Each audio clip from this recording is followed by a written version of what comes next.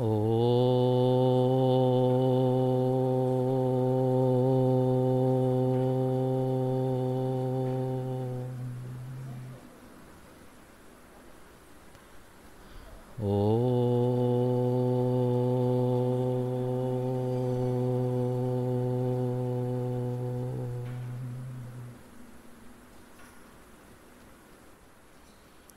ॐ सहनाववतु सहनौ भुनक्तु सह वीर्यं करवावहै तेजस्विनावधीतमस्तु मा विद्विषावहै।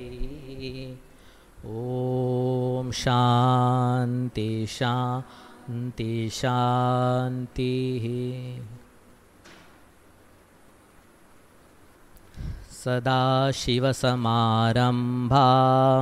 शङ्कराचार्यमध्यमाम् अस्मदाचार्यपर्यन्तां वन्दे गुरुपरम्परां। श्रुतिस्मृतिपुराणानाम् आलयं करुणालयं नमामि भगवत्पाद शङ्करं लोकशङ्करं। शङ्करं शङ्कराचार्यं केशवं बादरायणं सूत्रभाष्यकृतौ वन्दे भगवन्तौ पुनः पुनः। ईश्वरो गुरुरात्मेति मूर्तिभेदविभागिने व्योमवद्व्याप्तदेहाय दक्षिणामूर्तये नमः। समस्तजनकल्याणे निरतं करुणामयं नमामि चिन्मयं देवं सद्गुरुं ब्रह्मविद्वरं।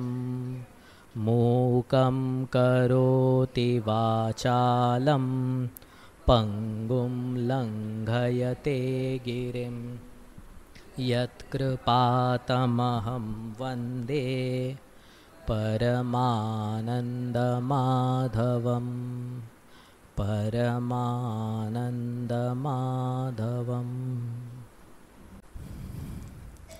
श्रुतिस्मृतिपुराणानाम् आलयं करुणालयं नमामि भगवत्पाद शंकरम लोकशंकरम। शंकराचार्य जी भगवान को श्रुति स्मृति पुराण तीनों का आलय बताते हैं। आलय का मतलब होता है स्टोर हाउस। भगवान आलय है, भगवान की बुद्धि आलय है। किसकी आलय है? सारी श्रुतियों की। वेद, श्रुति मतलब वेद, स्मृति, स्मृति मतलब केवल भगवद गीता नहीं होता है। मनुस्मृति है, याज्ञवल्क्य स्मृति है, गौतम स्मृति है, और पुराण, सारे पुराण, अष्टादश पुराण, सारे ग्रंथों का भगवान आलय है। कहते हैं भगवान शंकराचार्य जी शंकर, भगवान शंकर के अवतार है। और भगवान शंकराचार्य जी की उनका अगर जीवन चरित्र देखे तो बहुत प्रेरणा देने वाला उनका जीवन है। तो आज हम आज भगवान के जीवन का एक बड़ा हिस्सा देखेंगे। भगवान ने अपने पूरे जीवन में 2 बार भारत भ्रमण किया है, 2 यात्रा की है। कालड़ी से लेकर के एक बार हिमालय तक गए हैं, गोमुख तक गए हैं, और दूसरी दिग्विजय यात्रा उनकी कालड़ी से लेकर के हिमालय तक थी, कश्मीर तक गए थे, और फिर वहाँ से वे हिमालय की तरफ गए। तो आज हम भगवान शंकराचार्य जी की पहली दिग्विजय यात्रा के बारे में देखेंगे। किस तरह से भगवान ने वह यात्रा पूरी की। कहते हैं कि भगवान शंकराचार्य जी का जन्म, कोई कहते हैं 1300 साल, मतलब 800 AD, या फिर जनरली संप्रदाय में कहते हैं कि 2000 साल पहले शंकराचार्य जी हुए हैं। हिस्टोरियन जनरली कहते हैं कि 800 AD में, मतलब 1300 साल। मतलब हम ऐसा मानते हैं कि शंकराचार्य जी के गुरु थे गोविंद भगवत्पाद, और उनके गुरु थे गौड़पादाचार्य जी। तो गौड़पादाचार्य जी जब बौद्धिज्म बहुत प्रधान था भारत में, तब वे थे। तो उनके शिष्य गोविंद भगवत्पाद और गौड़पादाचार्य जी 2000 साल पहले है। तो अगर गौड़पादाचार्य जी अगर शंकराचार्य जी के परम गुरु है, तो इसका मतलब वो भी 2000 साल पहले ही होने चाहिए। मतलब गुरु, परम गुरु 2000 साल पहले और शिष्य 1300 साल पहले, वो मैच नहीं होता है। ज़्यादा से ज़्यादा दोनों गुरु और परम गुरु और शिष्य के बीच में 100 साल का गैप हो सकता है। तो संप्रदाय में हम कहते हैं कि भगवान भाष्यकार BC में ही है, AD के नहीं है, पर काफ़ी सारे हिस्टोरियंस AD में ही मानते हैं उनको। तो भगवान भाष्यकार का जन्म हुआ है कालड़ी में। भगवान भाष्यकार के जीवन के ऊपर काफ़ी सारी बायोग्राफीज़ हैं। सबसे प्रसिद्ध है स्वामी विद्यारण्य जी की शंकर दिग्विजय। संस्कृत में ही लिखा है उन्होंने, वो कुछ 1300 में लिखा होगा। अभी आज जो हम जीवन शैली भगवान की देखेंगे वो है माधव विद्यारण्य। माधव विद्यारण्य जी ने भी शंकर दिग्विजय करके लिखा है। जो विद्यारण्य स्वामी जी आपको पता है, जिन्होंने दृग्दृश्य विवेक आदि ग्रंथ लिखा, उन्होंने ही शंकर दिग्विजय करके ग्रंथ लिखा है। उनका ही एक संक्षेप वर्णन है माधव विद्यारण्य जी का शंकर दिग्विजय भी। तो उनके बेसिस पे हम भगवान की जीवन शैली देखते हैं। क्या है ना, हमारे जो पूर्वज थे, ऋषि थे, उनको डेट्स लिखना पसंद नहीं था, नाम लिखना पसंद नहीं था। तो भारत के इतिहास, अभी का नहीं, बहुत पहले का अगर इतिहास देखेंगे तो नाम नहीं है, डेट नहीं है, तो हमेशा कन्फ्यूजन रहता है। ऐसा पर्टिकुलर क्लैरिटी से काफ़ी कम कोई चीज़ हम बता सकते हैं। तो इसके ऊपर भी बड़े बड़े, मतलब अभी शंकराचार्य जी का जन्म कब हुआ है, मुंबई में ही कुछ साल पहले एक विद्वत सदस्य बुलाई गई थी। वहाँ पे डिस्कशन हुआ था कि भगवान भाष्यकार का जन्म क्या हो सकता है। एनीहाउ, तो हम माधव विद्यारण्य जी के, उन्होंने जो संक्षेप में भगवान भाष्यकार के जीवन शैली का प्रतिपादन किया है वो देखेंगे। तो भाष्यकार का जन्म हुआ कालड़ी में। उनके माँ का नाम था आर्यम्बा और पिताजी का नाम था शिवगुरु। तो दोनों ही बहुत पायस कपल थे, काफ़ी रिलीजियस थे, वैदिक थे।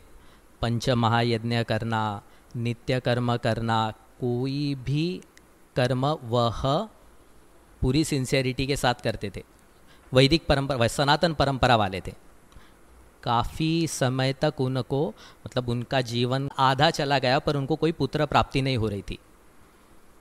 तो फिर उन्होंने सोचा कि पास में ही कालड़ी के पास ही वडक्कुनाथन करके जगह है, बड़ा टेम्पल है, हाँ, त्रिशूर में, हाँ, वडक्कुनाथन त्रिशूर में है।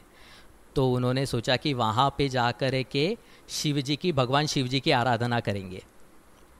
तो दोनों ने वहाँ पे काफ़ी दिनों तक तपस्या की और फिर शिव गुरु जी को स्वप्न में शिव जी ने दर्शन दिया और उनको कहा कि आपको पुत्र प्राप्ति होगी। तो उन्होंने अपने पत्नी को बताया कि भगवान ने ऐसा ऐसा कहा है।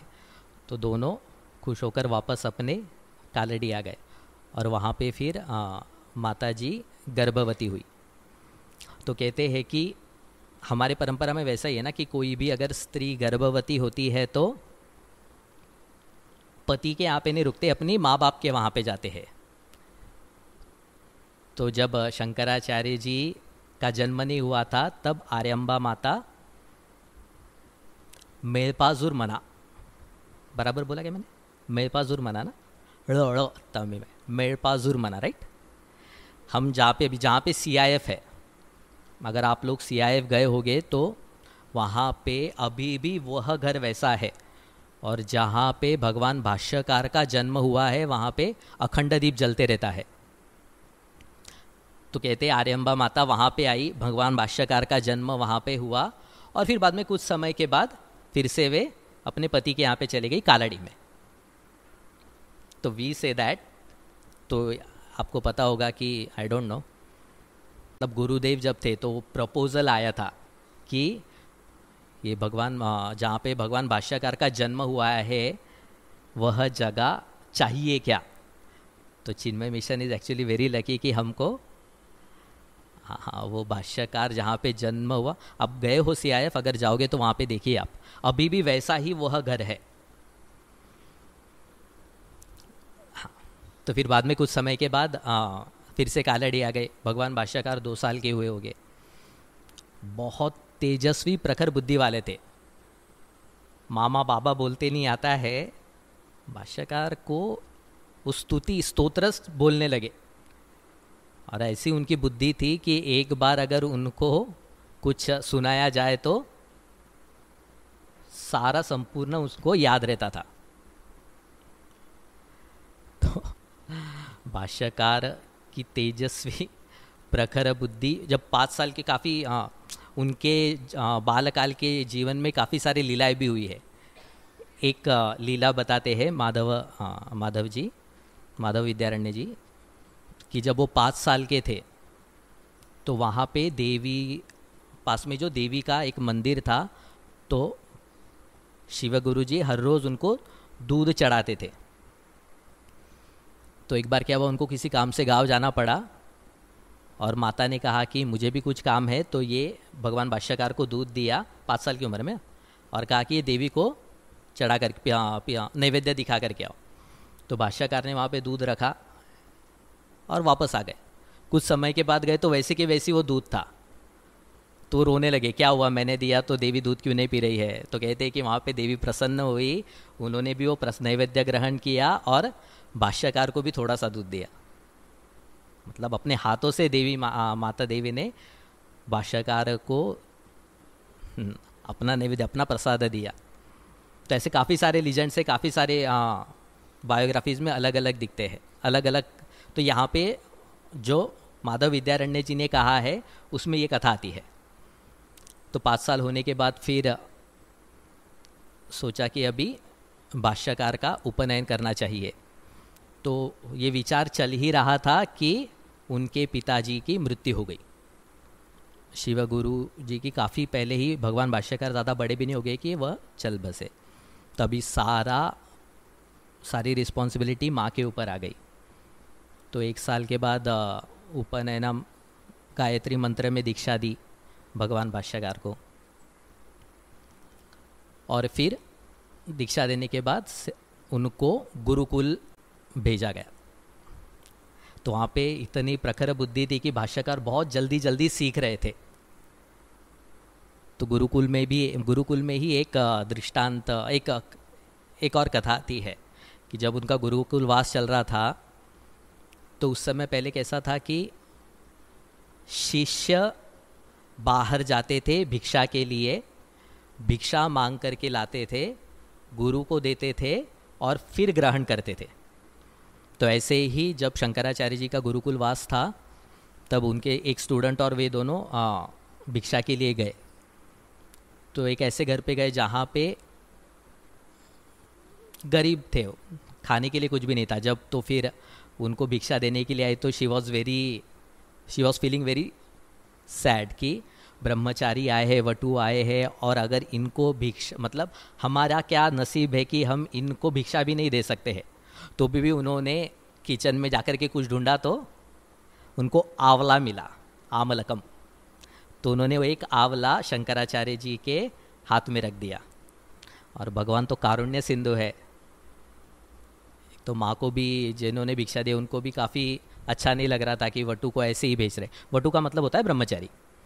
तो कहते हैं कि वहाँ पे भगवान भाष्यकार ने पहली अपनी स्तोत्र की रचना की, कनकधारा स्तोत्रम, महालक्ष्मी माता का। तो स्तोत्रम से देवी प्रसन्न हुई और फिर उन्होंने जिन्होंने भिक्षा दी उनकी सारी गरीबी को नष्ट कर दिया। तो उस समय ये सब दिख रहा था, शंकराचार्य जी की कीर्ति फैलने लगी। देखो ब्रह्मचारी जी को, कोई एक ब्रह्मचारी आए थे और उनको माता ने दर्शन दिया, ऐसे ऐसे जब कुछ ऐसे चमत्कार घटते हैं ना तो जल्दी, इवन दो व्हाट्सएप का एज नहीं था पर जल्दी से ये सारी चीज़ें फैलती भी है। तो भगवान भाष्यकार की कीर्ति बढ़ने लगी थी। तो फिर गुरुकुल में काफ़ी कुछ समय तक रहे और भगवान ने जल्दी ही गुरुकुल वास पूरा कर दिया। फिर वापस आए घर में, कुछ समय घर में थे, माता की सेवा कर रहे थे। गुरुकुल में जो नित्य कर्म आदि वो सब थे, वो सब शंकराचार्य जी प्रॉपरली कर रहे थे। जो भी संध्या वंदना आदि करना है, माँ की सेवा कर रहे थे। तो मातृ प्रेम भगवान में बहुत था। तो एक बार ऐसा ही हुआ कि भगवान भाष्यकार कुछ अपना काम कर रहे थे, तो उन्होंने देखा कि माता अभी तक आई नहीं है। तो आर्यम्बा माता हर रोज़ सवेरे, भगवान अगर आप कालड़ी गए होगे तो पास में ही पूर्णा नदी है, तो वहाँ पे सवेरे स्नान करने के लिए जाते थे और फिर वहाँ से स्नान करके, काफ़ी दूर थे वो, तो एक बार ऐसे ही काफ़ी एग्जॉस्ट हो गए वो, तो बीच में गिर गए वो और काफ़ी देर से घर आए। तो शंकराचार्य जी भी काफ़ी चिंतित हो गए थे। तो उनको माँ की तकलीफ़ देखी नहीं गई, तो पूर्णा नदी से उन्होंने प्रार्थना की और कहते हैं कि माता ने, मतलब पूर्णा नदी देवी ने, अधिष्ठान देवी जो थी, उन्होंने वो प्रार्थना सुनी भी। और पूर्णा नदी का रूट घर के पास से, अभी अगर आप जाओगे तो एकदम आश्रम, अभी जो कालड़ी का आश्रम है वहाँ से ही लग करके ही पूर्णा नदी है।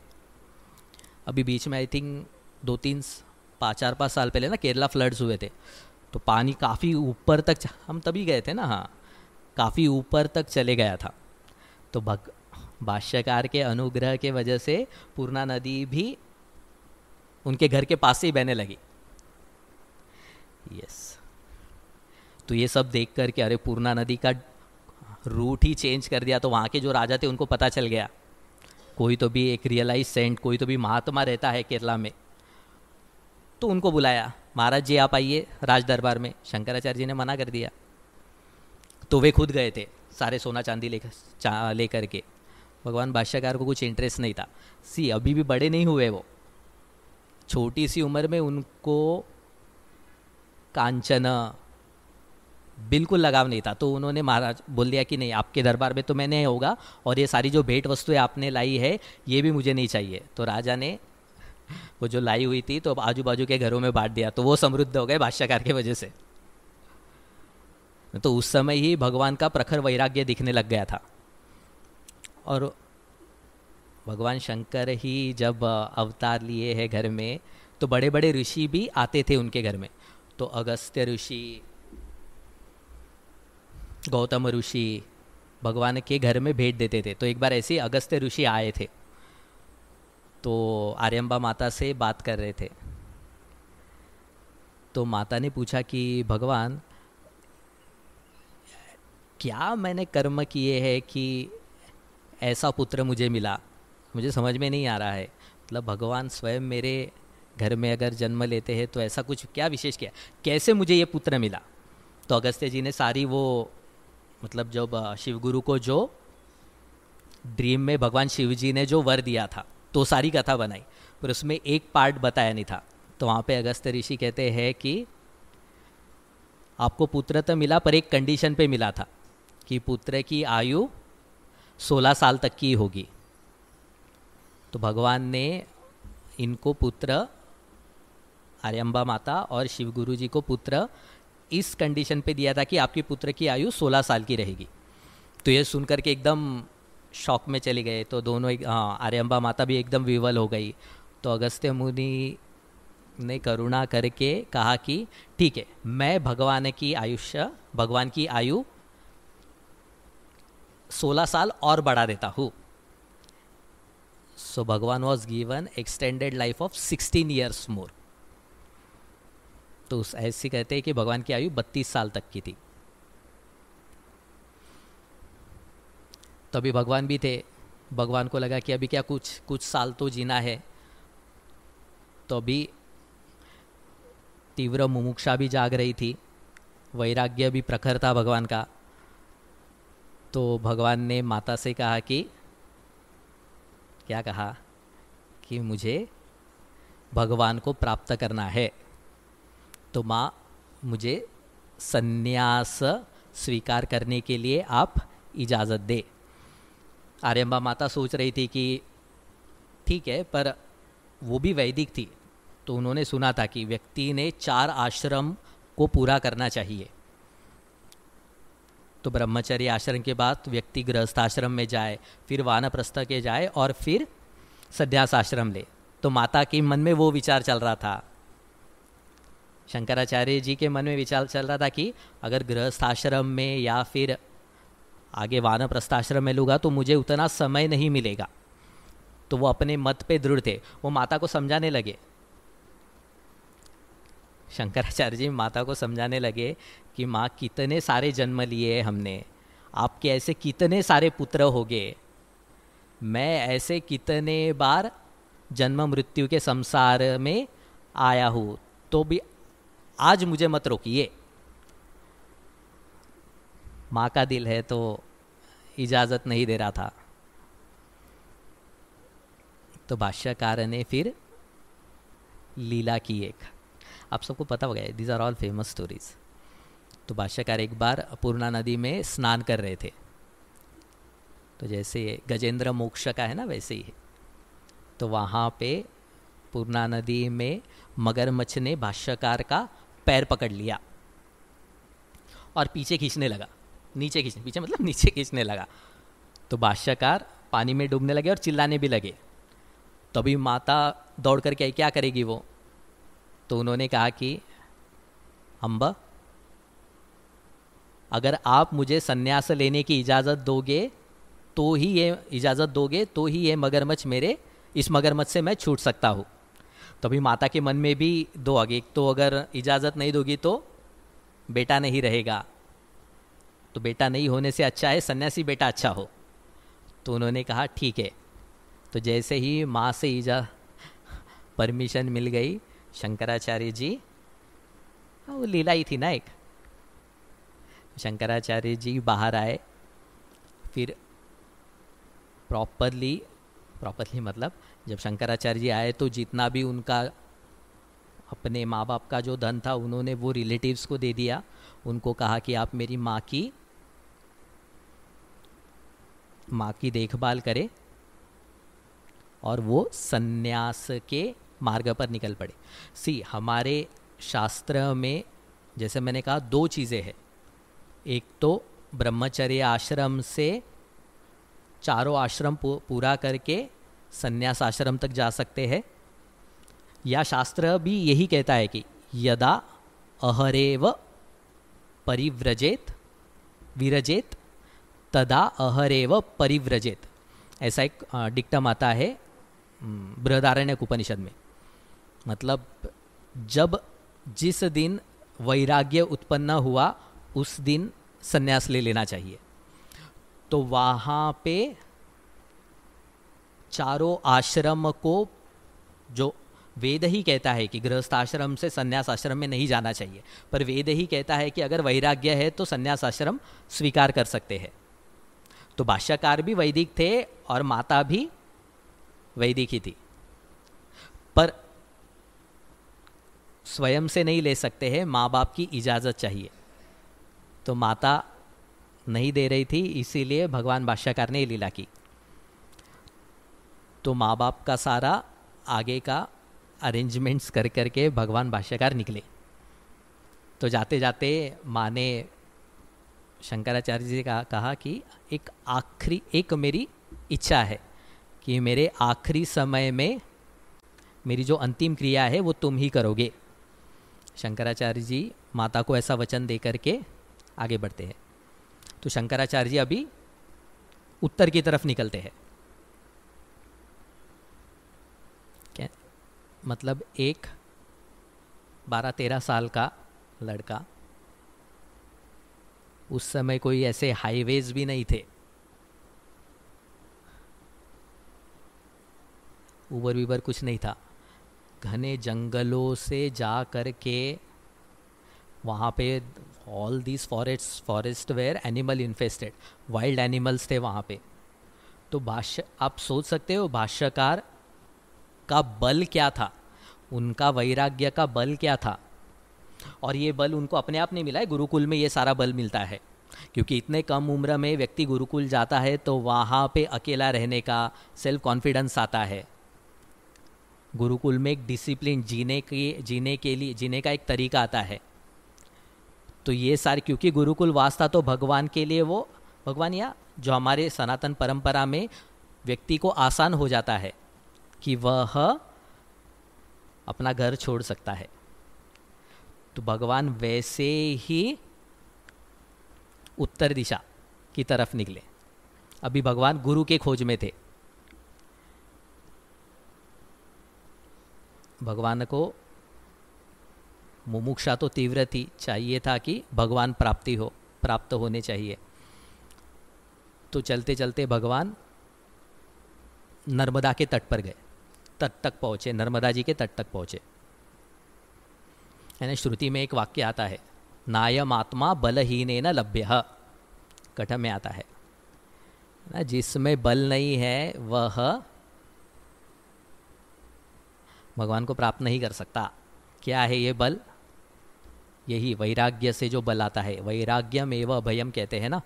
वैराग्य वो बल देता है कि जो अभय प्राप्ति करवाता है। तो ऐसे बल वाले शंकराचार्य जी जब नर्मदा जी के तट तक पहुँचते हैं तो वहाँ पे उनको मालूम पड़ता है कि पास में ओमकारेश्वर है और वहाँ पे महातपस्वी महाज्ञानी गोविंद भगवत पाद बड़े महात्मा है। तो भाष्यकार को लगा कि यस, अगर मुझे अध्यात्म मार्ग पे अगर आगे चलना है तो ये ही ज्ञानी जो है वो मेरा मार्गदर्शन कर सकते हैं। तो भाष्यकार गोविंद भगवत पाद के पास गए। शंकराचार्य जी के गुरु थे, वो समाधि में थे। तो भाष्यकार उनकी प्रदक्षिणा करने लगे और प्रदक्षिणा करते करते गुरु की स्तुति करने लगे। तो शंकराचार्य जी का मधुर आवाज़ सुन करके समाधि से वो उतरे तो आंखें खुली। तो जैसे ही उन्होंने देखा कि शंकराचार्य जी सामने है तो उन्होंने पूछा, कौन हो तुम? शंकराचार्य जी ने क्या कहा? शंकराचार्य जी ने जो कहा उसको कहते हैं दशश्लोकी। अगर आपको पता होगा, प्रौढ़ ग्रंथ है। एंड आई थिंक दशश्लोकी पे मधुसूदन सरस्वती जी ने टीका लिखी है। मतलब मधुसूदन सरस्वती जी वेदांत के सबसे बड़े आचार्य है। और भगवान भाष्यकार, मतलब अगर आप देखोगे ना दशश्लोकी, तो ना हम भूमि, ना हम अग्नि, ना हम इंद्रियों, मैं ये नहीं हूँ, मैं वो नहीं हूँ, ऐसे ऐसे भगवान कहते हैं। तो गोविंद भगवत पाद को भी जब वो वहाँ पे थे, ओमकारेश्वर के पास ही थे, तो उनको भी व्यास जी मिले थे। तो व्यास जी ने भी उनको कहा था कि ऐसा ही कोई एक वटु आएगा आपके पास सीखने के लिए जो भारतवर्ष को पूरा बदलने की शक्ति रखता है। तो भगवत पाद को पता चल गया कि यस, वो शिष्य मेरे सामने खड़ा है। तो भगवान ने, जैसे परंपरा में होता है, शंकराचार्य जी ने उनकी पाद पूजा की। अगले दिन गोविंद भगवत पाद ने उनको दीक्षित किया।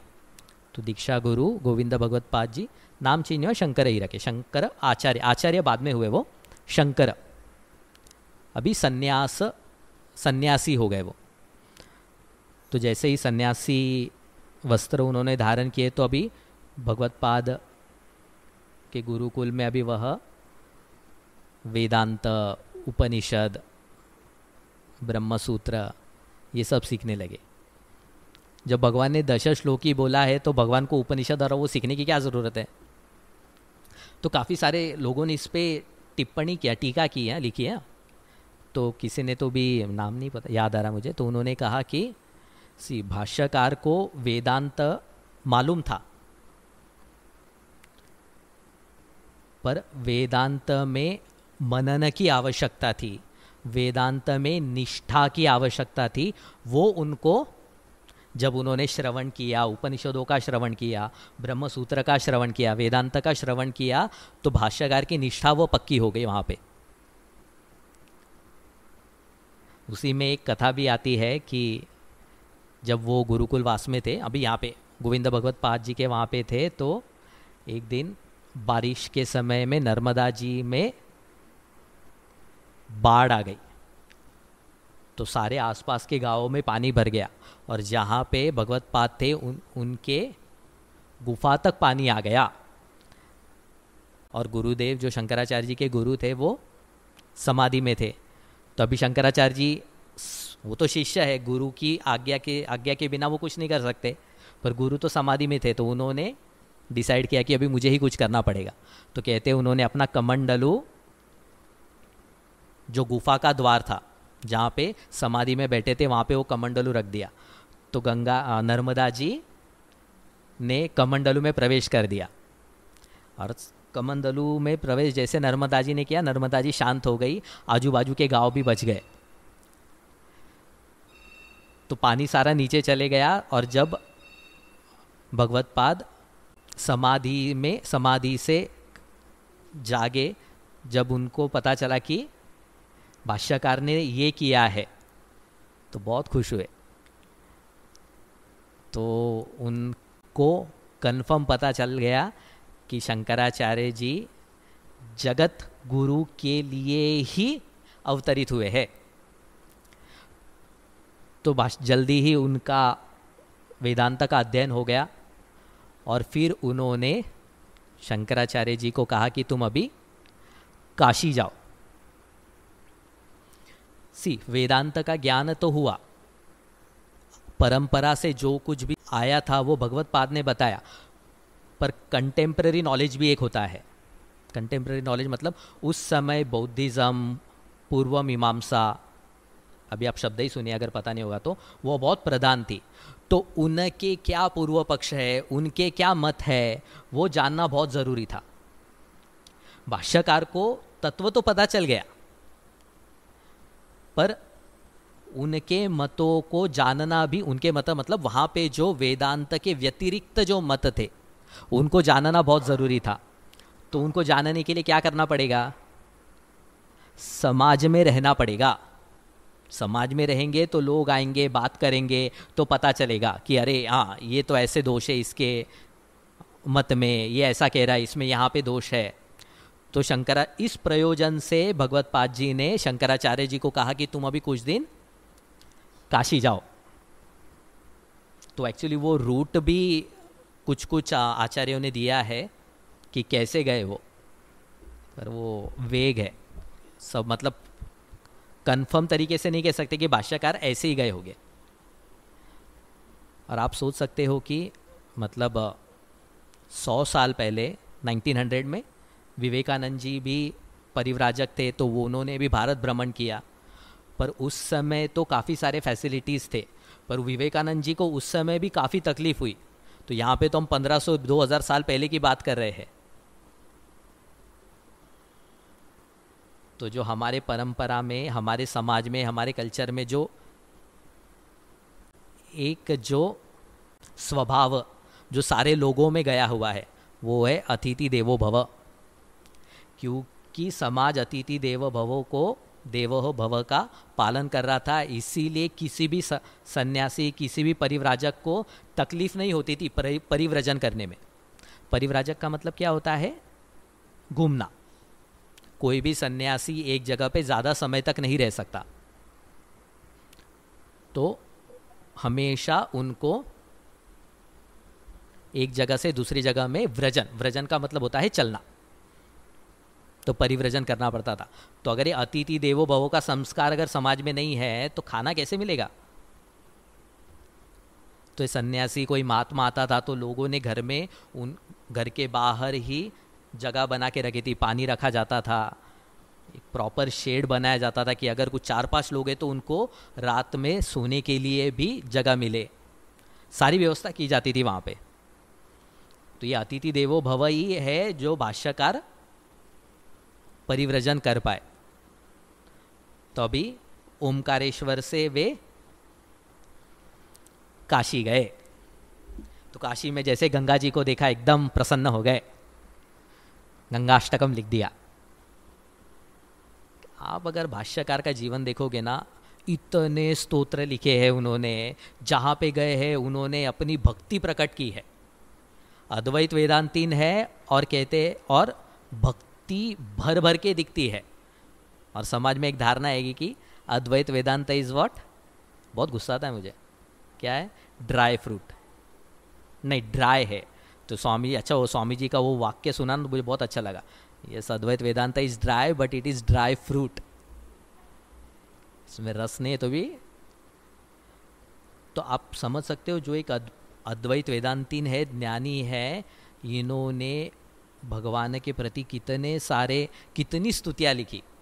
वहाँ पे काशी में कुछ रहे तो भगवान ने वहाँ पे बहुत सारे स्तोत्र कंपोज किए, काशी पंचकम करके एक है, बहुत सुंदर है वो भी, प्रकाश्यते काशी। तो काशी को वहाँ पे आत्मा कहा है, यहाँ पे काशी में जाकर के आत्मज्ञान मिलता है। तो काशी में कुछ रहे, फिर वहाँ पे एक तो भगवान भाष्यकार अपने सारे नित्य कर्म कर रहे थे, और फिर वहाँ पे वो वेदांत की बातें भी, चर्चाएं भी करने लगे। तो उनकी प्रखर बुद्धिमत्ता, उनका तेज देख करके काशी के काफ़ी लोग आने लगे भगवान भाष्यकार के पास, है ना। इट्स लाइक अ बी ना, इट्स लाइक अ हनी। तो जैसे है तो सारे कैसे हनी है, फ्लावर ना, तो कैसे बीज सारे आते हैं, वैसे भाष्यकार के तरफ सारे बड़े बड़े महात्मा खींचने लगे। तो उनमें से एक थे सनंदन। सनंदन भी एक्चुअली साउथ से, केरला से ही, आई थिंक सो, वहाँ से ही वो भी ज्ञान के लिए काशी तक पहुँचे थे।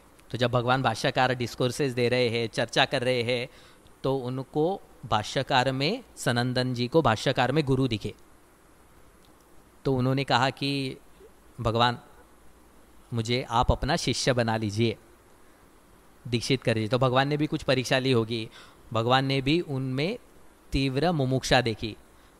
भगवान अभी भी टीनेजर ही है, और उन्होंने सनंदन जी को दीक्षित किया। तो सनंदन जी की एक कहानी है, बड़े गुरु भक्त थे, वो गुरु की सेवा बहुत करते थे।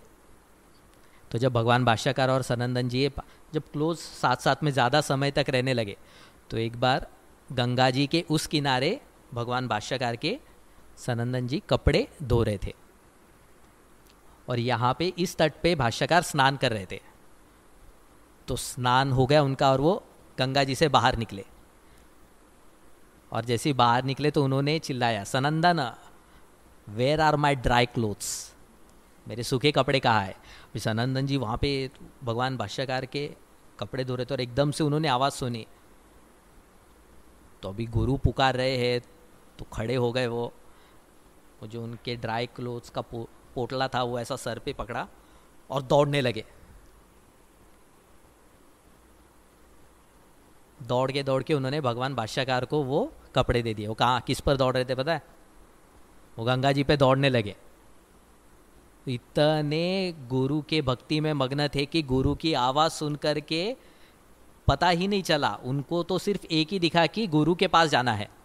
तो कहते हैं कि जब सनंदन जी दौड़ रहे थे तो उनको सपोर्ट देने के लिए जहाँ जहाँ उनके पैर पहले गिरने वाले थे वहाँ पे पद्म उत्पन्न है, लोटस। तो पद्म ने उनके पैरों को सपोर्ट दिया। उठने के बाद पद्म नहीं आया, पद्म पे वो पैर रख रहे थे। तो इसीलिए उनका नाम एक पड़ा पद्मपाद, जिनके पैर पद्म पर है। तो एक पद्मपादाचार्य नाम के शिष्य भाष्यकार के साथ जुड़ गए। वहाँ पे कुछ समय काशी में थे। काफ़ी सारे उन्होंने स्तोत्र या कुछ चीज़ें, I don't know, may be प्रकरण ग्रंथ भी उन्होंने काफ़ी काशी में लिखे होंगे। दिस इज़ माई एजम्पशन, मैंने पढ़ा नहीं है। पर मोस्ट ऑफ दी ट्रीटीज जो शंकराचार्य जी के, वो काशी में उनका लिखना शुरू हो गया था, क्योंकि शिष्य थे, शिष्य को डिक्टेट करते थे, तो शिष्य शंकराचार्य जी के जो कुछ भी बात करे उसको नोट डाउन कर लेते थे मैन्युस्क्रिप्ट पे। तो वहाँ पे ही काशी में ही बड़े फेमस स्तुति उन्होंने लिखी। एक है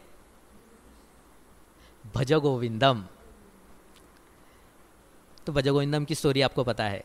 ये जा रहे थे, शिष्य के साथ जा रहे थे। कोई एक बड़े पंडित जी महात्मा थे, वो पाणिनि सूत्र पाठ कर रहे थे, डुक्रिन करने। तो फिर शंकराचार्य जी को लगा कि अगर वहाँ पे कोई ग्रामर की निंदा नहीं, अगर आप भज गोविंदम आपने पढ़ा है तो वो ग्रामर की निंदा नहीं करते हैं वहाँ पे। वो जो महात्मा थे, वो महात्मा थे, मतलब चित्त शुद्ध था। तो भगवान कहते हैं अभी कृ धातु में मत अटको, नहीं रक्षति। डुक्रीन करने का मतलब क्या है? क्रू का मतलब क्या होता है? क्रू से निकलता है कर्म। कर्म आपकी रक्षा नहीं करेगा। अभी क्या रक्षा करेगा? ज्ञानम। तो इसीलिए वो महात्मा को कहते हैं कि नहीं रक्षति डुक्रीन करने, भज गोविंदम। भज गोविंदम मतलब क्या है? गोविंद क्या है इसको समझो। उपदेश क्या भगवान शंकराचार्य जी ने दिया कि ज्ञान के पास जाओ। अभी कर्म से अंतःकरण शुद्ध तो हो चुका है। अभी जिनको संस्कृत पढ़ना नहीं होता है ना, फिर वो ऐसा कहते हैं, देखो भाष्यकार ने क्या कहा, ग्रामर से कुछ नहीं होता है। लेजी मैन्स एक्सक्यूज है वो। तो भज गोविंदम हुआ। फिर भाग और एक बड़ी रचना थी भगवान भाष्यकार की, मनीषा पंचकम। तो भाष्यकार अपने नित्य कर्म कर ही रहे थे। ही वॉज वेरी जानते थे कि कर्म से मुक्ति नहीं होगी, पर कर्म चित्त शुद्ध करता है, कर्म परंपरा साधन है मुक्ति का, ये जानते थे। इसलिए भगवान ने कर्म का त्याग नहीं किया। तो ऐसी एक कर्म करके वो जा रहे थे, तो बीच में चांडाल जी आ गए।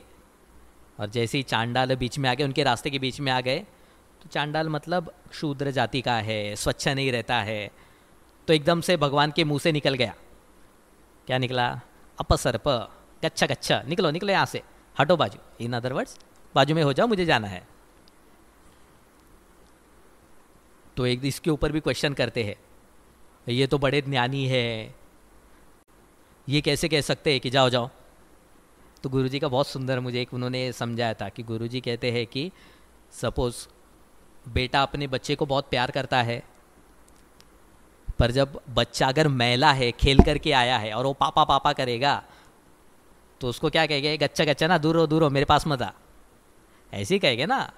तो उसी तरह की भावना थी वो, कोई ऐसा एक द्वेष नहीं था शूद्र के प्रति। तो फिर वही वो जो चांडाल है वो कहने लगते हैं, तुम दूर किसको जाने के लिए कह रहे हो? अन्नमय से अन्नमय को जाने के लिए कह रहे हो, या चिन्मय? मैं जाऊँ कहाँ से? चिन्मय, अन्नमय से अन्नमय को जाने के लिए कह रहे, तो मैं यहाँ पे, वो तो जा नहीं सकता। चिन्मय तो सर्वव्यापी है, वो कहाँ पे जाएगा? तो भगवान का एकदम आंखें खुल गई। और जो फिर भगवान ने कहा, ब्यूटीफुल मनीषा पंचकम करके है। तो जब भगवान ने, भाष्यकार ने मनीषा पंचकम पूरा 5 स्टांजाज है मनीषा पंचकम के। इत्येषा गुरुरित्येषा मनीषा मम, चांडालोस्तु सतु द्विजोस्तु। अगर वो चांडाल है या द्विज है, द्विज है मतलब कोई महात्मा है, पंडित है, वह मेरा गुरु है। इति मम मनीषा, ऐसा मेरा निश्चय हो गया है। कौन गुरु है? जो मुझे आत्मज्ञान करवाता है। तो आत्मज्ञान करवाने वाला किसी जाति का हो, किसी वर्ण का हो, फर्क नहीं पड़ता है। वहाँ पे भाष्यकार ने कहा, can you just imagine the impact of these words, जहाँ पे जातिवाद इतना फैला हुआ था और भाष्यकार की कीर्ति फैली हुई थी उस समय, भाष्यकार को एक अथॉरिटी मानने लग गए थे लोग, और उस समय भाष्यकार ऐसा कहते हैं।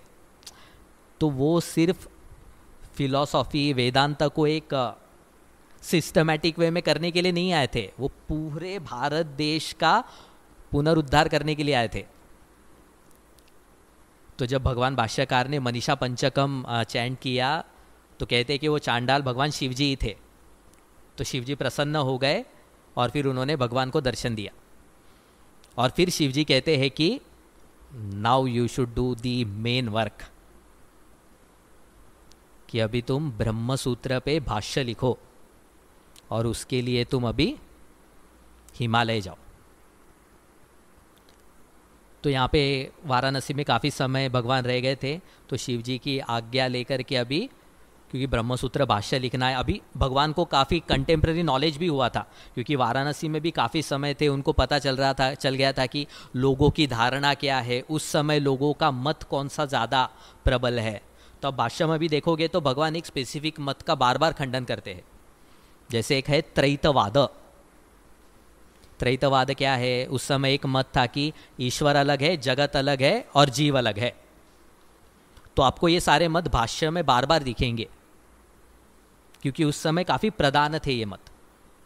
तो शंकराचार्य जी को जैसे ही भगवान की आज्ञा मिली ब्रह्मसूत्र भाष्य लिखने की, तो कोई तो भी अभी एक शांत जगह चाहिए ना, तो भगवान निकले हिमालय की तरफ। तो गोमुख की तरफ उन्होंने प्रस्थान किया। वही क्या एरिया, गोमुख के पास, गंगोत्री के पास गए, वहाँ पे फिर उन्होंने बद्री नारायण की प्रतिष्ठा की। एक अद्वैत वेदांतीन जहाँ पे जा रहा है मंदिर का जीर्णोद्धार कर रहा है, गुरुदेव ने भी ऐसे किया ना, और जहाँ जहाँ है वहाँ वहाँ भगवान की प्रतिष्ठा कर रहा है। मतलब लाइफ अगर भगवान की जीवन शैली देखेंगे तो कैसे भगवान को क्या कहते हैं, मायावादी, दे यूज दिस वर्ड, ये तो मायावादी है, ये ईश्वर को नहीं मानते हैं, ये ईश्वर को तो मैं हूँ ऐसा कहते हैं।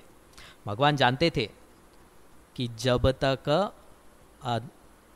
अधिकारी नहीं बनता है व्यक्ति, तब तक ईश्वर का आलंबन लेना पड़ेगा। तो भाष्यकार ने वहाँ पे बद्रीनाथ जिसे आज हम कहते हैं, सो वहाँ पे भगवान बद्री नारायण की प्रतिष्ठा की और हर रोज उनकी आराधना करते थे। तो उसी के पास एक व्यास गुफा है। अगर आप गए होगे बद्रीनाथ के पास ही, आई थिंक गंगोत्री के पास ही है ना, बद्रीनाथ के पास ही व्यास गुफा है। वहाँ पे कहते हैं कि व्यास जी ने गणेश जी को महाभारत बताया था, तो उस गुफा में गणेश जी ने महाभारत लिखा है।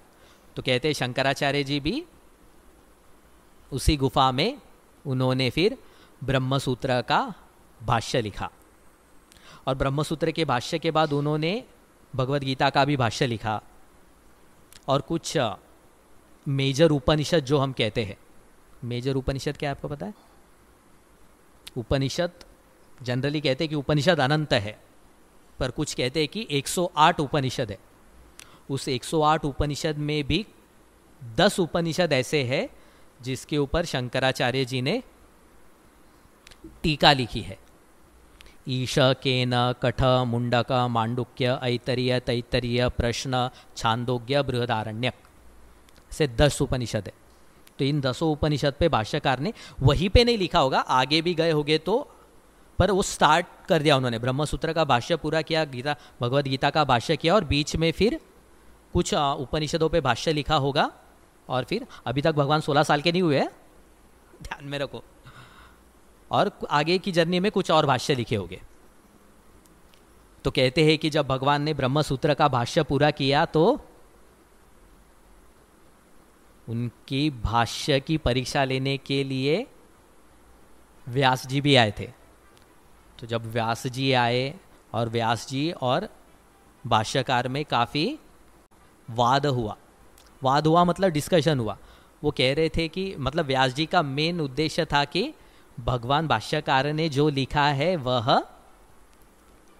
भगवान भाष्यकार की निष्ठा है क्या उसमें?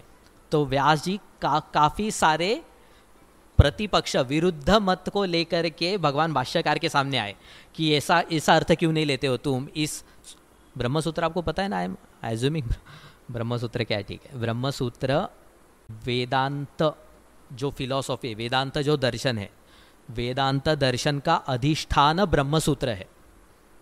555 सूत्र है ब्रह्मसूत्र के, और वेदांत में कुल 180 या 190 188 अधिकरण है लगता, 188 टॉपिक्स है। सारे वेदांत के 190 टॉपिक्स ब्रह्मसूत्र में कवर होते हैं, उनको अधिकरण कहा है।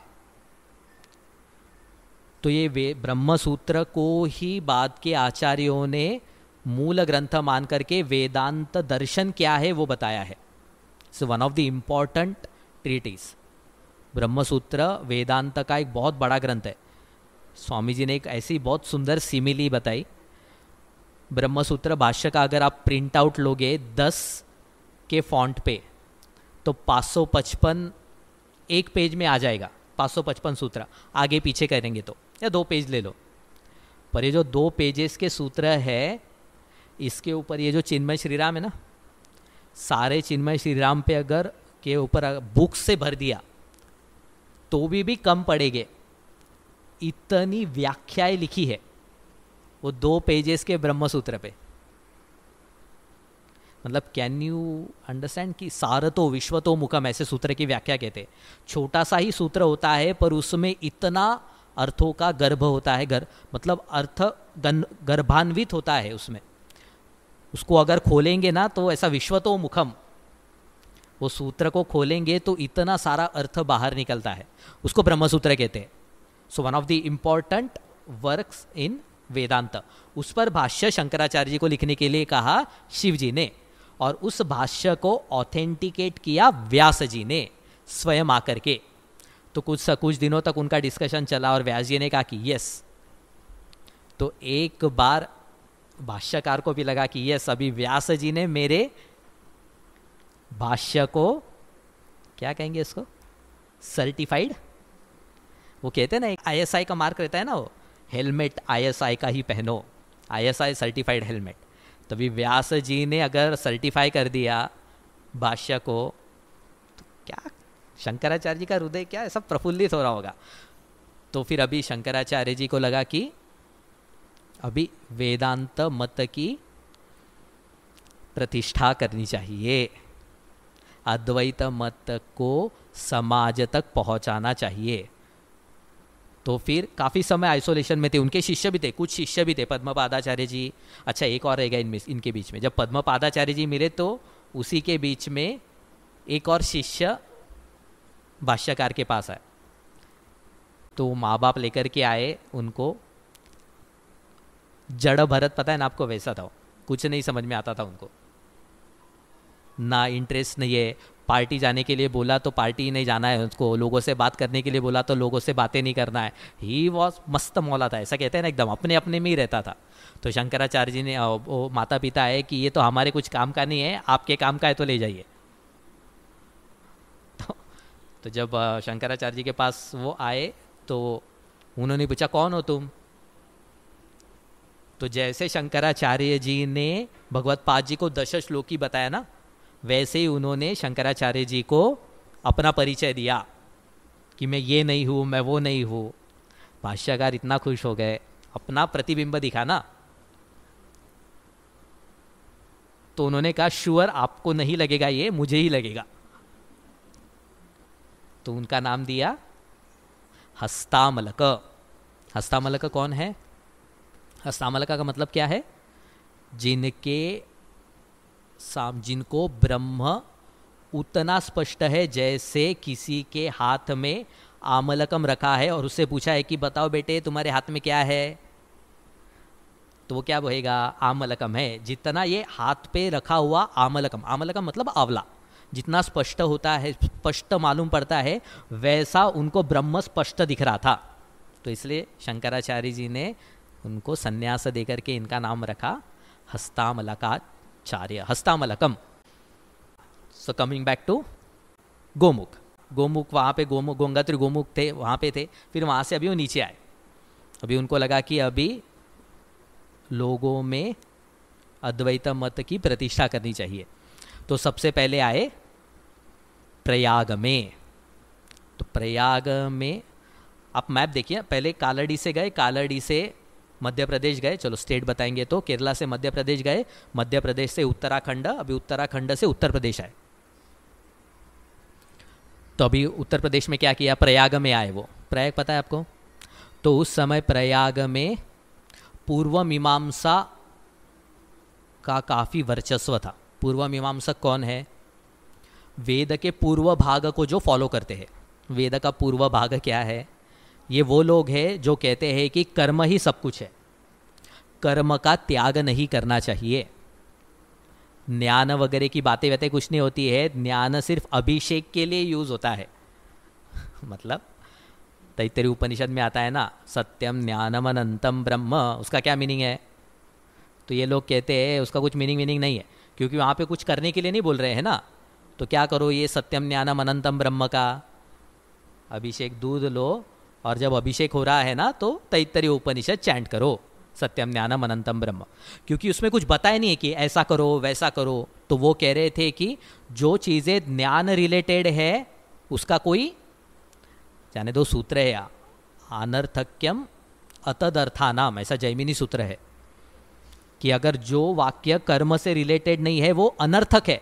वेद वाक्य कोई निरर्थक बोल दिया उन्होंने, उन लोगों की प्रधानता ज़्यादा थी। तभी भाष्यकार को लगा कि अगर इनकी प्रधानता ज़्यादा है और अगर वेदांत का वर्चस्व प्रधानता बढ़ानी है तो इनके जो हेड है उनको कन्विंस करना पड़ेगा, है ना। भारत में बुद्धिज्म ऐसे ही फैला ना।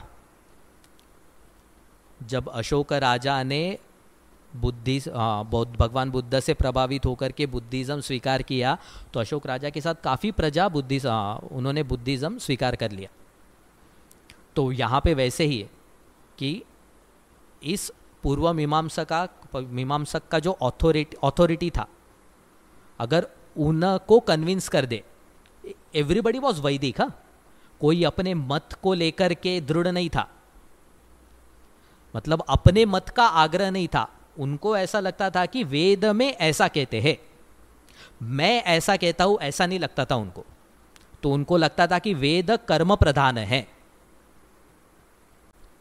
तो उस समय जो अथॉरिटी थे प्रयाग में थे वो थे कुमारिल भट्ट। तो कुमारिल भट्ट जी का बहुत बड़ा नाम था, पूर्व मीमांसक के बहुत बड़े आचार्य थे वो। तो शंकराचार्य जी ने सोचा कि अगर इनको मेरी अगर भाष्य में दिखाऊं वेदांत के प्रति, अगर इनको मैं कन्विंस कर सकूं तो शायद मेरा काम बनेगा। तो जब वे कुमारिल भट्ट से मिलने गए तो वहाँ पे उन्होंने देखा कि कुमारिल भट्ट जी रेती में थे, रेती में गड़े हुए थे और आजू बाजू में अग्नि थी। और मैं जब पढ़ रहा था ना तो they have use the word spiritual suicide, I don't like that word. वो अभी आपको पढ़ना है तो स्टोरी देखिए। कुमारिल भट्ट ने गुरुद्रोह किया था जब वो प्रयाग में बुद्धिस्ट का प्रधान था, बुद्धिज्म बहुत था और वेद बहुत कम होते जा रहा था, क्योंकि वेद में काफ़ी लोगों ने गलत समझा। तो वेद में बलि आदि अनटचेबिलिटी बहुत सारी चीज़ें चलने लगी, तो लोगों को एक अवर्जन होने लगा, द्वेष क्रिएट करने आने लगा ये सारे कर्म कांड से।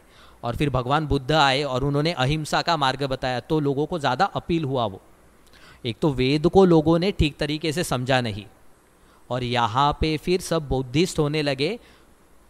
तो कुमारिल भट्ट जी ने क्या कहा कि let me understand what they are saying first. तो वो बुद्धिस्ट मोनेस्ट्री में गए, अपने आप को बुद्धिज्म का जिज्ञासु बताया उन्होंने, और उनसे सारा बुद्धिज्म सीखा। तो बुद्धि जब वो सिखा रहे थे तो बुद्ध के तत्व भी बता रहे थे। बुद्धिज्म मतलब भगवान बुद्ध जो कहते हैं वो भी है और उनका दर्शन भी है, क्षणिक विज्ञानवाद, शून्यवाद, ऐसे 4 दर्शन है उनके। तो वो जब पढ़ा रहे थे तो वेद की काफ़ी निंदा कर रहे थे वो।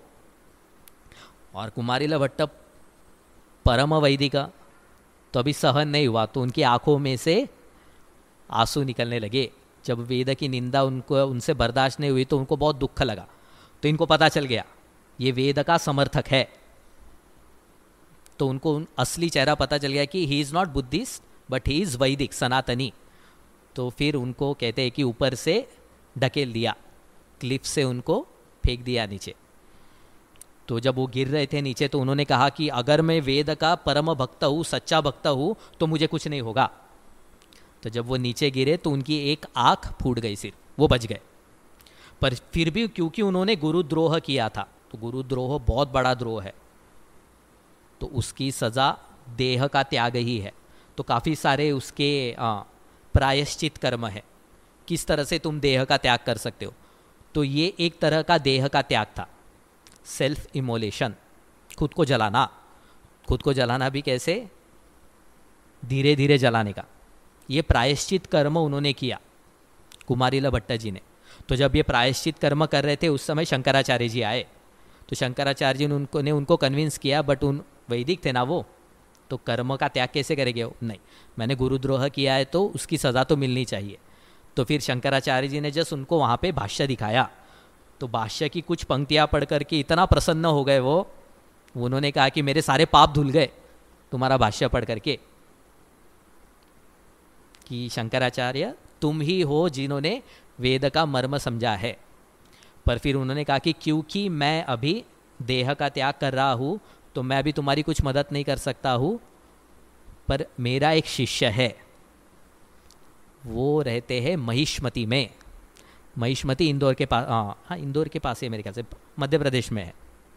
तो महिष्मति में मंडन मिश्रा नाम के मेरे शिष्य है, उनके पास जाओ और अगर तुम उनको पराजित कर सकते हो तो समझ लो कि तुम्हारा अद्वैत मत की स्थापना हो गई।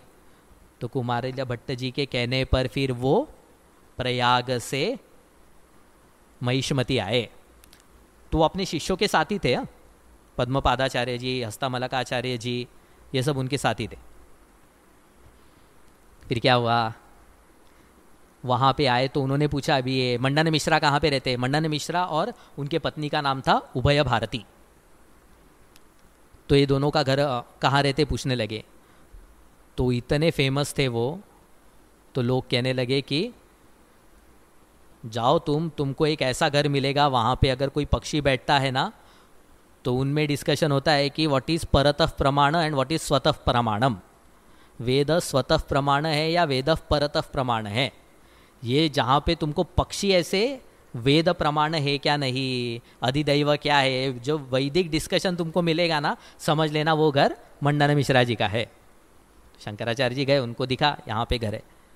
तो अभी मंडन मिश्रा पूर्व मीमांसक थे और शंकराचार्य जी उत्तर मीमांसा।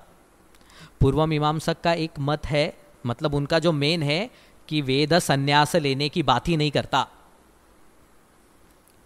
वो कहते हैं कि यावत जीवेत तावत कर्म कर्तुम इच्छामि, तब तक कर्म करने की इच्छा रखो जब तक जीवन है। कर्म का त्याग करना नहीं चाहिए। तो कर्म का त्याग करना नहीं चाहिए, इसका मतलब क्या है, संन्यास आश्रम को वो नहीं मानते हैं ना। तो इसलिए मंडन मिश्रा जी को सन्यासी के प्रति बहुत द्वेष था। ये सब वेद बाह्य लोग हैं। और शंकराचार्य जी क्या कह रहे हैं कि एक समय तक आपको कर्म करना पड़ेगा, फिर आपको सन्यास धारण करना पड़ेगा।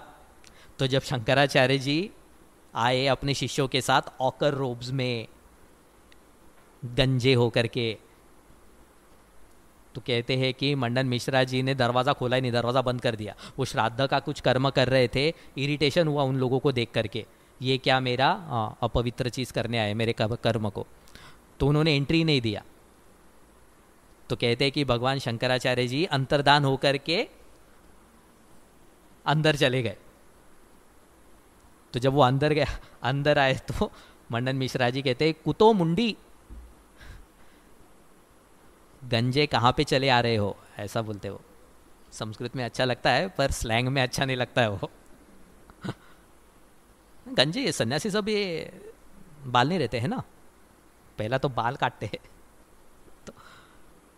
तो फिर वहाँ पे वो कहते हैं कि शंकर मैं वाद भिक्षा मांगने के लिए आया हूँ, मुझे आपसे, और तो उस समय भिक्षावाद भिक्षा है तो कोई मना नहीं करता था।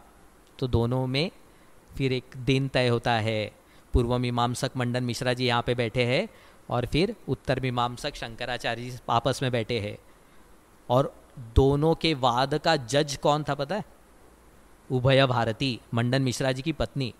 Can you imagine kind of culture से? एक तो पता चल जाता है कि उभय भारती जी जज थी, मतलब Ubhaya Bharati ji was that much knowledgeable as Mandan Mishra ji. मतलब उनको सब पता था, वो सीखते थे। वो कहते ना कि स्त्रियों को वेद नहीं सीखना चाहिए, सो मेनी थिंग्स वी से। पर वहाँ पे उभय भारती जी, जितने मंडन मिश्रा जी पंडित थे उतने ही वो भी पंडित थे। उपनिषद में भी आता है ना, गार्गी मैत्रेय, इनका भी नाम आता है। तो मंडन मिश्रा जी ने दोनों के क्या बिलीफ होगा, मतलब क्या अनबायस्ड एटीट्यूड थे उस समय, सत्याग्रही थे वे लोग। तो दोनों ने कहा कि ठीक है, उभय भारती जी विल बी द जज। कहते हैं कि वो शारदा देवी के अवतार थी उभय भारती जी। तो अभी उभय भारती जी कहा कि ठीक है, आई विल बी जज, पर अभी खाना कौन बनाएगा? मैं तुम्हारा सुनते बैठूंगी तो वहाँ पे क्या। और उनका वाद था कि वो पूरा, इट्स नॉट लाइक दैट कि चला आता 3 तास झाले आता तो काहीतरी समजून घे रे। दिनों तक चला उनका वाद।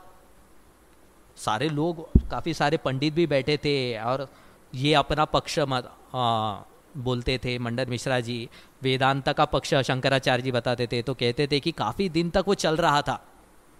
और यहाँ पे हाउस होल्ड ड्यूटीज स्त्री की ख़त्म थोड़ी होती है। तो वो तो सुन रहे थे, वो उभय भारती जी ये सुन भी रहे थे। और उन्होंने क्या किया, मालाएं डाल दी कि एक तो आप दोनों बहुत ही बड़े तर्क दे रहे हो, मुझे भी जज करना थोड़ा सा डिफिकल्ट हो रहा है। तो दोनों के गले पे माला डाल दी और कहा कि जो वाद में हार रहा है, परास्त हो रहा है, उसकी माला सूख जाएगी। तो दोनों है ना, उनको समय भी मिला, राइस उनको खाने के लिए भी देना था ना, खाना बनाने के लिए भी उनको समय मिला। एंड देन एक अचूक जजमेंट करने का भी एक पर्याय मिल गया। तो काफ़ी सारा डिस्कशन हुआ और फिर मंडन मिश्रा जी की माला सूखने लगी। अभी वो डिस्कशन तो बहुत ब्यूटीफुल है। आई तो कुछ जगह पे भाष्यकार आई थी माधव विद्यारण्य जी ने वो डिस्कशन भी नोट किया है कि क्या डिस्कशन हुआ था। 13 चैप्टर में भी कुछ डिस्कशन आता है उसका, भाष्य का, कि किस तरह से पूर्व मीमांसक अपना मत रखते हैं। तो माला सूखने लगी तो सब ने अभी शंकर जय हो, शंकर जय हो, जय घोष होने लगा। पर अभी शंकराचार्य जी को पता था कि मंडन मिश्रा जी को परास्त किया तो भी उनकी जो अर्धांगिनी है उनको भी हराना पड़ेगा, उनको भी परास्त करना पड़ेगा। वाद में शेयर करते हैं ना, तो एक को परास्त करने से कैसा होगा, तो दोनों को, she was also there as a, क्या कहते हैं, competitor is not a good word, वादी कह लो। तो फिर शंकराचार्य जी का फिर से कहते हैं कि उभय भारती जी के साथ वाद हुआ, वो भी काफ़ी दिनों तक चला। तो अभी उभय भारती जी ने परीक्षा लेने के लिए, जब उनको पता चला कि अभी वेदांत का मत प्रखर है, वेदांत का मत एकदम स्थिर है और सही है, तो फिर उभय भारती जी शंकराचार्य जी को उस चीज़ों के बारे में पूछने लगी जिनको पता था कि उनको पता था कि इनको नहीं पता होगा। तो उभय भारती जी कामसूत्र के बारे में शंकराचार्य जी को सवाल पूछने लगी। अभी भाष्यकार सन्यासी, उनको क्या पता। तो कहते हैं कि शंकराचार्य जी ने कहा give me some time, I will learn and then I will tell you. तो कुछ समय के लिए वाद रुक गया और कहते हैं भगवान ने फिर वहाँ पे परकाया प्रवेश किया। एक अमरुक नाम का राजा था। तो अमरुक नाम के राजा में कुछ दिनों तक, महीनों तक रहे भाष्यकार। और यहाँ पे उनकी शरीर था, उनकी जो बॉडी थी, उनको पद्मपादाचार्य जी वो सारे शिष्य संभाल के रख रहे थे। तो जब वहाँ पे सब राजा जिंदा हो गया तो वो लोग खुश हो गए। मर गया था वो भी राजा, शंकराचार्य जी ने परकाया प्रवेश किया तो वो भी काफ़ी आनंदित हो गए। और 1-2 महीने के बाद फिर से चले गया वो। और जब वापस आते हैं शंकराचार्य, उसमें भी बीच में कुछ कथा है कि शंकराचार्य जी की उनका शरीर गुफा में रखा हुआ था। तो ये जो अमरुक राजा के जो सैन्य है ना, तो वो ऐसे घूमते रहते, जहाँ पे डेड बॉडी मिली उनको जला देते थे। तो उनको ऐसी वो बॉडी दिखी तो वो जलाने लग गए। तो जैसे ही शंकराचार्य जी ने प्रवेश किया तो उनका शरीर जल रहा था। तो उन्होंने आई थिंक नरसिम्हा रिलेटेड कुछ एक स्तोत्र बोला है तो उससे फिर उनकी अग्नि शांत हो गई शंकराचार्य जी के। और फिर बाद में आए, उनको सारा ज्ञान हुआ, एंड देन अगेन फिर वो उभय भारती जी से उन्होंने डिस्कशन किया, और फिर उभय भारती जी ने भी अपनी हार स्वीकार की। और हार स्वीकार करना मतलब क्या है? हाँ, उभय भारती जी को परमिशन देनी पड़ेगी ना। सुरेश्वर आचार्य जी, अभी Shankaracharya ji you can say 17-18 साल के हो गए, और सुरेश्वर आचार्य जी 60 ईयर्स के हो गए, आई थिंक अबाउ 60 हो गए वो। तो इतने साल साथ में रह करके भी अभी वो कहते हैं, शारदा माता कहती है कि यस आप अभी संन्यास लीजिए, और वो भी अंतर्धान हो जाती है बाद में, वो भी देवी की अवतार थी। तो फिर भगवान भाष्यकार ने मंडन मिश्रा जी को दीक्षित किया और उनको नाम दिया सुरेश्वराचार्य। तो 3 शिष्य भगवान भाष्यकार के साथ हो गए। फिर वहाँ पे जब मत स्थिर हो गया, अद्वैत मत की प्रतिष्ठा होने लगी, तो वहाँ से भी शंकराचार्य जी कहाँ पे थे हम? मध्य प्रदेश। हाँ, मध्य प्रदेश से फिर कहते हैं श्रीशैलम आए वो, तमिलनाडु, आंध्र ना, आंध्र का बॉटम ना, आंध्र के बॉटम में। तो श्रीशैलम, अभी आप देखोगे ना साउथ में मोस्ट ऑफ दी जो डेटीज है वो शिव जी के है। सब ईश्वर ईश्वर जहाँ पे ना, वो सब ईश्वर मतलब शिव जी है। बहुत, आई डोंट थिंक सो भगवान विष्णु को ईश्वर कहा है कहीं पे। भगवान विष्णु को विष्णु ही कहते हैं, शिव जी को जगत ईश्वर कहते हैं। तो नीचे शैविज्म बहुत था, वैदिक से ये धारा चली, पर शैविज्म बहुत ग्रॉस या फिर भटक गया वेदों से। तो उनमें से कपालिकाज और पाशुपत ऐसे सेक्ट्स निकले। तो ये भी सब बलि वगैरह हिंसा करने में प्रधानता रखते थे। तो जब वो श्रीशैलम में थे और फिर वहाँ पे वो वेदांत का प्रचार करने लगे, जहाँ जहाँ भगवान गए ना वहाँ पे प्रतिष्ठा की। अभी इतने सारे वो याद नहीं रहे मुझे, इतने सारे भगवान ने मंदिरों की स्थापना की है, इतनी सारी स्तुतियाँ लिखी है। जहाँ भी भगवान जाते थे वहाँ पे स्तुति लिखते थे, भगवान मन जीर्णोद्धार करते थे, भगवान की प्रतिष्ठा करते थे।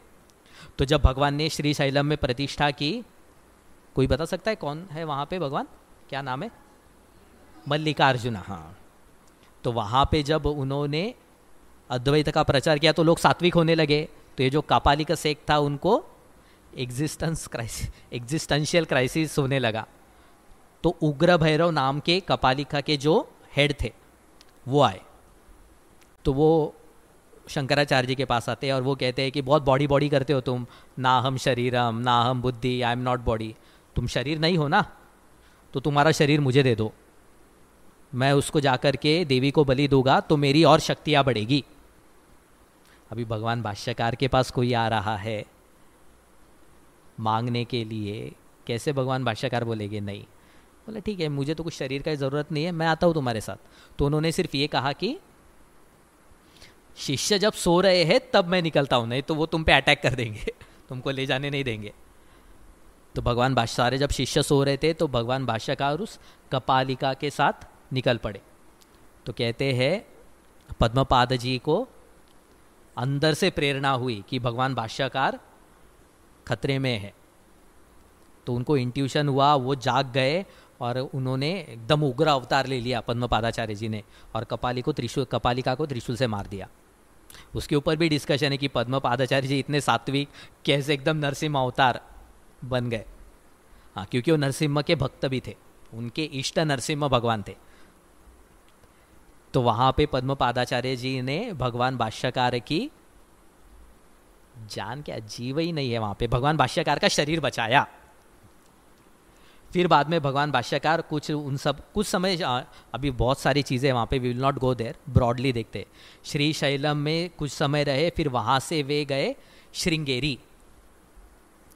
श्रृंगेरी के वहाँ पे जा कर के कहते हैं कि चंद्रमौलेश्वर भगवान के दर्शन लेने के लिए वहाँ पे गए।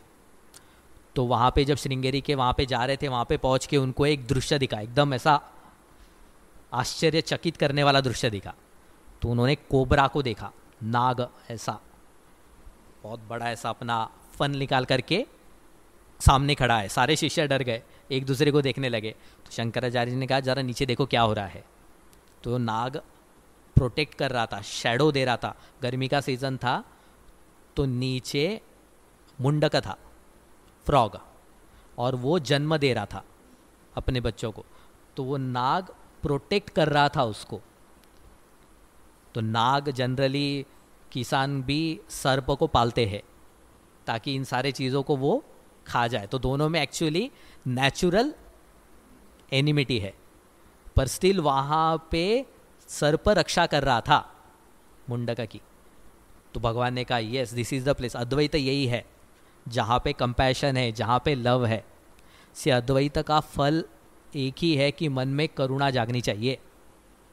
जब कोई पर ही नहीं है तो किससे द्वेष करेंगे? राग करने के लिए कौन है? तो जहाँ पे होगा वहाँ पे सिर्फ करुणा होगी। अद्वैत बन करके जो निष्ठुर हो जाते हैं ना, उनको अद्वैत समझा नहीं है कि अद्वैत का नेचुरल कॉन्सिक्वेंस है करुणा। He has to become compassionate, there is no option, है ना। क्यों कंपैशनेट होना जबरदस्ती है क्या? नहीं, जबरदस्ती नहीं, it is the result of Advaita, क्योंकि वहां पे द्वैतम ही नहीं है ना, दूसरा है ही नहीं, तो मैं अपने आप से कैसे द्वेष कर सकता हूं? तो भगवान ने कहा कि यस इसी जगह पे अभी हम मठ की स्थापना करेंगे। तो मठ की स्थापना के लिए वहां पे उन्होंने पहले ब्रह्म विद्या की स्थापना की। कौन है ब्रह्म विद्या? शारदा देवी। शारदा देवी को ब्रह्म विद्या कहते हैं। आई थिंक हमने केनोपनिषद देखा है। केनोपनिषद में भी उमा, हैमवती उमा पार्वती जी को ब्रह्म विद्या कहा है। तो वहां पे ब्रह्म विद्या को प्रतिष्ठित किया। तो अभी मन में यहां से यू कैन से भगवान भाष्यकार का एज गुरुदेव सेज मिशनरी वर्क स्टार्ट हो गया। तो श्रृंगेरी मठ की वहां पे स्थापना हुई।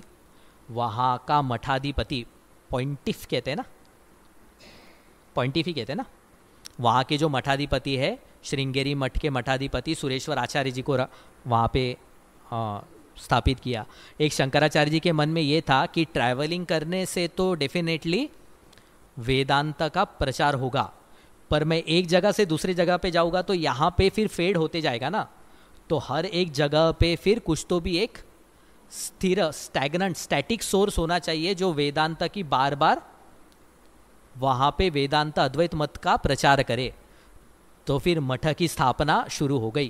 पहला मठ बना श्रृंगेरी, उसके आचार्य है सुरेश्वर आचार्य जी। वी बिलोंग टू श्रृंगेरी मठ। वी मतलब जो गुरुदेव के संप्रदाय से है, गुरुदेव की गुरु शिष्य परंपरा से जो है, उनका मठ श्रृंगेरी मठ है। उनका महावाक्य है अहम ब्रह्मास्मि। तो सुरेश्वर, ऐसे ही फिर भगवान ने आगे जाकर के 4 मठ किए। एक द्वारका में किया है, एक पुरी में किया है, एक जोशी मठ है उत्तराखंड में, और वहाँ पे भी फिर तीनों शिष्यों को, अपने एक एक शिष्य को वहाँ पे मठाधिपति दे दिया। हर एक मठ का अपना अपना एक महावाक्य है। तो यहाँ श्रृंगेरी मठ का महावाक्य है अहम ब्रह्मास्मि। तो वहाँ पे श्रृंगेरी मठ में कुछ समय तक, श्रृंगेरी स्थान पे वो कुछ समय तक रहे। वहाँ पे क्या हुआ? वहाँ पे एक और उनको शिष्य आया, प्राप्त हुआ, गिरी नाम का। जब वो श्रृंगेरी में थे तो एक गिरी नाम का, अभी जहाँ पे रहते वहाँ पे भगवान शांत नहीं बैठ रहे, वहाँ पे डिस्कोर्सेस चालू है, अद्वैत मत का प्रचार चल रहा है, वैदिक धर्म क्या है, सनातन धर्म क्या है, उसके बारे में चर्चा चल रही है। तो ऐसे एक चर्चा से प्रभावित हुए गिरी। तो भगवान को भी गिरी बहुत पसंद आए। तो गिरी भी बड़े गुरु भक्त, गुरु सेवक थे। तो एक बार ऐसे क्या हुआ कि भगवान के वस्त्र धोने, गिरी वस्त्र धो रहे थे, काफ़ी मैले हो गए थे, तो भगवान के वस्त्र धोने लग गए गिरी, और काफ़ी समय लग गया। और यहाँ पे भगवान भाष्यकार रुक गए, उनका क्लास था, सेशन चल रहा था, और he was not starting the session, क्योंकि अभी तक गिरी नहीं आए। तो क्यों? गिरी भगवान के कपड़े धो रहे हैं। तो पद्मपादाचार्य जी को एकदम इरिटेशन होने लगा। एक तो गिरी को इतना समझ में नहीं आता है, आप क्या बात कर रहे हो, आप उसके लिए क्यों रुक रहे हो, आप स्टार्ट क्यों नहीं करते? तो भगवान सिर्फ शांत बैठे रहे और कहते हैं भगवान के अनुग्रह से गिरी को आत्मज्ञान प्राप्त हुआ, और फिर वो दौड़ते दौड़ते आए और उन्होंने क्या किया?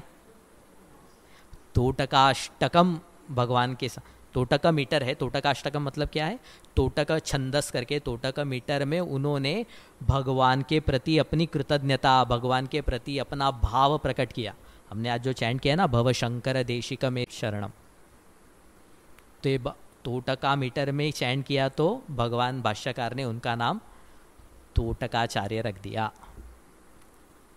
तो भगवान को श्रृंगेरी में उनके चौथे सबसे प्रभावी शिष्य मिले। तो कि लोग कहते हैं कि 4 शिष्य 4 वेद है, 4 शिष्य 4 प्रकार के पुरुषार्थ है, मतलब वो इतने बड़े बड़े महात्मा थे।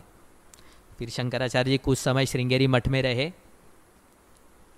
और फिर प्रेरणा हुई उनको कि माँ के पास अभी जाना चाहिए, माँ बुला रही है। तो वहाँ से फिर श्रृंगेरी से, वहाँ पे भी कुछ जगह पे यहाँ पे जाकर के आए, और फिर श्रृंगेरी से फिर वह फिर से कालड़ी आए। तो कालड़ी में एकदम सही समय पे आए, वहाँ पे भगवान मतलब भगवान आर्यम्बा माता आखिरी समय में ही थी। तो भगवान भाष्यकार ने माता के आखिरी समय में काफ़ी सेवा की, उनको सब कुछ बताया कि क्या क्या किया। देखो मैंने मंडन मिश्रा जी के, माँ है ना, माँ बेटे का संवाद है, मैंने कैसे मंडन मिश्रा जी को परास्त किया, फिर मैंने हिमालय में कैसे लिखा, व्यास जी का दर्शन मुझे कैसे हुआ, मुझे भगवान शिव जी कैसे प्राप्त हुए, माता को बता रहे थे। काफ़ी समय उन्होंने अंतिम काल में माँ की सेवा की। और फिर जब जाने का ही समय आ रहा था तो माँ के सामने भगवान विष्णु का स्मरण कर रहे थे, और फिर वही स्मरण सुनते सुनते वह ब्रह्मलीन हो गए। तो माँ की जो आखिरी इच्छा थी कि फाइनल राइट्स तुम ही करोगे। तो शंकराचार्य जी अभी सन्यासी थे और अभी माँ की इच्छा तो पूरी करना है, वचन को तो पूरा करना है। तो फिर उन्होंने कहा कि माँ के शरीर को अग्नि मैं दूंगा। और फिर समाज खड़ा हो गया, क्या बात कर रहे हो तुम, वेद बाह्य बात कर रहे हो, सन्यासी है, सन्यासी ने तो छोड़ दिया है सब कुछ, सन्यासी can't give agni to his parents. Can you imagine, जिसने भारतवर्ष में वेद की स्थापना की उसको समाज ने वेद बाह्य कह दिया। तो शरीर वैसा ही पड़ा था, कोई मदद करने के लिए नहीं आ रहा था, वैसे ही कंधा देने के लिए भी कोई नहीं था। तो भगवान भाष्यकार ने ही फिर आखिरी के समय आखिरी क्रिया जो माँ की थी वो भाष्यकार ने की। And now bhashyakar was ready for his second digvijaya yatra. तो फिर उस समय अभी वो द्वारका जाते हैं, कश्मीर जाते हैं, वहाँ पे सर्वज्ञ पीठम, वहाँ पे कश्मीर के पंडितों से फिर वो चर्चा करते हैं। That is another set of story, will see sometimes, कभी बाद में देखेंगे हम उसको। भाष्यकार का अनुग्रह चाहिए हमको। ओम पूर्णमदः पूर्णमिदं पूर्णात् पूर्णमुदच्यते पूर्णस्य पूर्णमादाय पूर्णमेवावशिष्यते। ओम शांति शांति शांति। हरिः ओम श्री गुरुभ्यो नमः। हरिः ओम।